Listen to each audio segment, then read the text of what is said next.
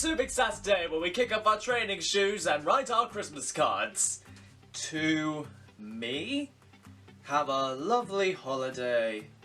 Love from me. Kiss, kiss. I'm Shifu Pain, and last time we took a look at the famed weapons of the God of War franchise with the Blades of Chaos, and despite their awesome design, we came to the conclusion that really, that design is their ultimate undoing. They really are a case of showiness over actual practicality. It's kind of depressing when I say it like that, but it did get me thinking, out of all of the classic weapons of war and battle and sparring, etc., which ones come out on top? Which one is the most effective, or the one that most meets the demands of battle? Which one comes out on top in the categories of reach, offense, defense, and maneuverability? Now, here's a little bit of a sideline here. I was actually going to add in a fifth category known as potency. You know, determining how effective these weapons were in actual battles, etc., like going through their history. But the thing is that that's really determined by these other categories. That's what they're for, you know, to determine their effectiveness in these various categories. And really, their potency would have been measured by their final score at the end. So ultimately, it just kind of became redundant. Kind of like this little tangent. So, which weapons are we looking at? Well, if we're talking well-known weapons, obviously we must start with the sword, the Dao sword to keep on brand. Next up, the spear, then the axe, or to be more specific, the bearded axe, then the bow staff, as it is such a well-known martial weapon. And, as it's so popular, the nunchucks. So first up is reach, and honestly this one is probably one of the easiest ones for us to categorize, as really it's just a question of which one reaches furthest. And on this, the spear and bow staff easily come away with easy points, as the spear would on average be between about 6 to 8 feet in length, which easily clears away the board. The same is true of the bow staff, which would be on average about 6 foot, though they would kind of be more tailored to the individual user, as they would be more cut to the person's individual height.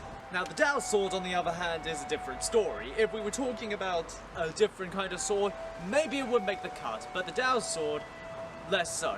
On average, the Dao sword's blade length at least will be about 30 inches, which, while a good length for, say, weight balance or distribution, that sort of thing, in terms of this competition, where we're seeing which one reaches furthest, it doesn't quite make the cut when compared to the 8 feet of the spear. So unfortunately, it doesn't make the cut, and the same is unfortunately true of the axe. As for the bearded axe, the handle would on average be about, on average, the bearded axe would have a handle length of about 28 inches, if I'm remembering correctly. Unfortunately, it doesn't make the cut. Now for offensive ability, let's start with the sword. Now the Dao sword would have a single edge to it, about here, as it was built to be more of a chopping weapon, okay, and would on average have, well, it depends on the make, but they would on average have more weight at the end of the sword, creating more force for it to do that big chop with, you see? So while it would be good to have those big swinging, more chopping, more sweeping movements, unfortunately, that would not extend to piercing. So say for instance, if the Dao sword came up against something like chainmail, for example, well sure, it could try to do those big, sweeping, chopping movements. Those sorts of things are exactly what chainmail and their accompanying padding underneath with the gambeson, that's what those things were built for. So it would just absorb those hits and, well, yeah, it'll be a very short fight. While the sword doesn't do very well with piercing, the spear on the other hand is another matter. It depends on what model you're talking about, but on average, the spear was built more for piercing. So it depends on what sort of spear head we're talking about here, but if it was built to get in between those ringlets, it would be able to, which wouldn't really come about until later on. But the thing is that even if it couldn't get into between those ringlets, if it didn't have the right sort of tip to get in between those ringlets, it wouldn't matter really, because on average, spears were quite heavy. In between that iron tip at the end, that iron spear head at the end of it, and just this massive, just very big, like 8 foot long. So despite the fact that it would depend on the model you're talking about with piercing ability, I'm going to still give the spear a point, as it would on average have greater piercing ability, and certainly would have those big sweeping attacks with all that weight on it. But unfortunately, while the spear and the sword do come away with points here, the bow staff is another story.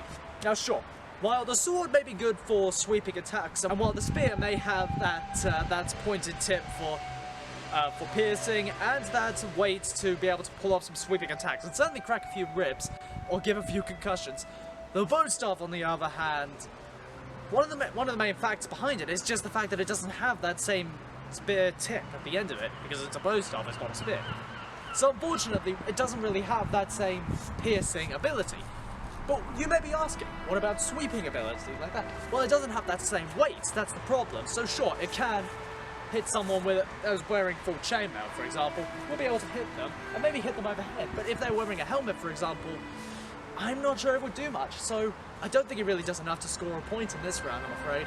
The bearded axe is similar to the Dao sword in that it's built to chop and cut through rather than pierce. Plus it has the extra mass towards the axe head, giving more force to the swing. This is all aided by the actual beard of the axe, similar to the theory surrounding the Egyptian Kopesh, in that it was used to trap, orient or trip enemies, making it certainly useful, especially in the context of using the axe to lower the shield of an opponent to create an opening. All of which certainly adds offensive ability, earning the bearded axe a point.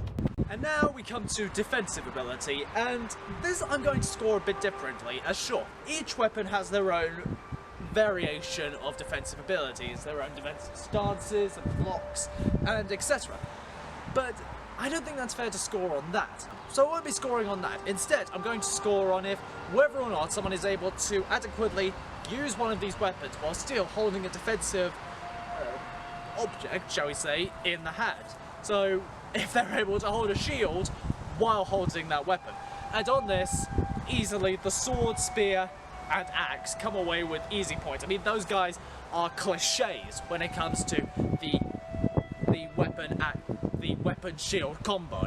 While those guys are clear stereotypes when it comes to the shield combo, unfortunately the bow staff is another story, as once again it doesn't really come out on top. While sure, you can hold the bow staff while having a shield, same as the spear, with that sort of movement. Unfortunately, while the spear has that spear tip, which is able to have those easy piercing rounds, the bow staff on the other hand does not have that luxury. So sure, it can, jab with it, but that's not really doing much, is it? And so really, it doesn't really do much. And sure, it can do more of those sweeping attacks like that. With one hand, it can do this, but that's not really doing much. The proper way to use the bow staff requires both hands, really, to have proper control and proper ability with them. So, really, yeah, it's not really possible to use a shield with them unless you use a modified shield, which may have more buffering on the arm, for example, but that doesn't have the same amount of range of defense. So, I'm afraid the bow staff once again loses a point in this area. Now we come to our final round, where we take a look at maneuverability, and once again, we're not going to be grading this in terms of whether we can easily move these weapons, because of course we can. Whether it's just by hold them in hand like so, or like with the sword, where we can just put them in one of their little holders and just carry it around. Sure, we can do that, but that's not very fair to grade on those criteria. Instead, what we're going to look at is whether or not we can easily dodge or quickly move on the battlefield with these weapons in hand. And on these, the sword and axe finds that they come up a crop. And it's a clear opposite here to reach, because here, the smaller weapons actually come away with easy points. So the sword and the axe both easily come away with easy points, because we can easily move around with these, easily dodge around with these weapons, whether we're holding them in hand or just putting them in their respective holders, so like the scabbard, for example, and just move around with the sword or with the axe. It's quite easy. Then the Himari and Haring comes back when we talk about the bow staff and when we're talking about the spear, because sure, you can still move with them. It's not that difficult to move with them. But, sure, here, I can easily, move around with this, just easily sweep it around, just easily do this sort of stuff. Or a bit more. Unfortunately, in the crazy context of battle, would that be true of the spear and the bow staff? Would I be able to do the same thing and just go, whoa, whoa, whoa, whoa? Would I be able to do that in battle? It's tricky to tell. But stick. But fortunately for us, humans are very clever, apparently. And we have come up with things such as formations and tactics. I mean, just ask the Romans. I mean, they were experts in tactical spear warfare, and just look at all those formations they did. So, it's doable, you know? But does that earn them enough to get them points? You know what, I'll be generous here. So, the spear and bow staff both get points here. So finally, now that we've got all the categories out of the way, let's find out which weapon does come out on top. What's that? I missed a weapon. No, we've gone through all the weapons. Fine. Yeah, I'm not even going to be nice. The nunchucks are a garbage weapon. They're not even worth it. Look, in all of these criteria we've looked at, okay, in offense, defense, reach, and maneuverability. Okay, maneuverability, they earn a point, but that's just because they're so tiny.